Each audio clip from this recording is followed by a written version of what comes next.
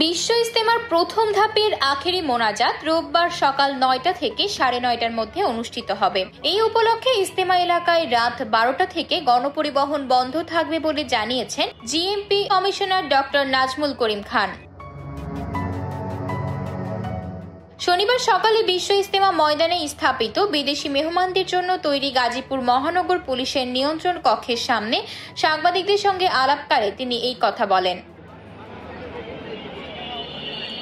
Commissioner বলেন, শনিবার রাত ১২টা থেকে টঙ্গী কামারপাড়া রোড ঢাকা ময়মনসিংহ মহাসড়কের টঙ্গী থেকে গাজীপুরের ভোগড়া বাইপাস পর্যন্ত এবং আব্দুল্লাহপুর থেকে আশুলিয়ার বাইপাল পর্যন্ত যানবাহন চলাচল বন্ধ থাকবে।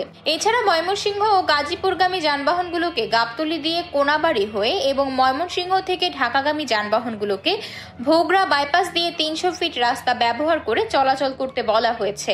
এ সময় এসব সড়ক হয়ে কোনো পণ্যবাহী গাড়ি বা যান চলতে দেওয়া হবে না, তবে ইজতেমা সংশ্লিষ্ট সব ধরনের যান চলাচল স্বাভাবিক থাকবে। তিনি বলেন, ইজতেমার মুরব্বীদের সঙ্গে কথা হয়েছে, তারা জানিয়েছেন রবিবার সকাল ৯টা থেকে ৯:৩০টার মধ্যে আখেরি মোনাজাত করবেন।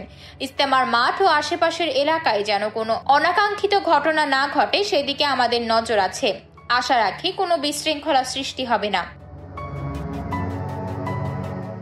তাবলিগ জামাত বাংলাদেশের শীর্ষ মুরব্বী কাকরাইল জামে মসজিদের পেশ ইমাম ও খতিব মাওলানা মোহাম্মদ জুবাইরের আখেরি মোনাজাত পরিচালনা করবেন। রবিবার বাদ ফজর মাঠে আমবয়ান করবেন ভারতের মাওলানা আব্দুর রহমান, আর আখেরি মোনাজাতের পূর্বে নসিহতমূলক বক্তব্য দেবেন ভারতে মাওলানা ইব্রাহিম দেওলা।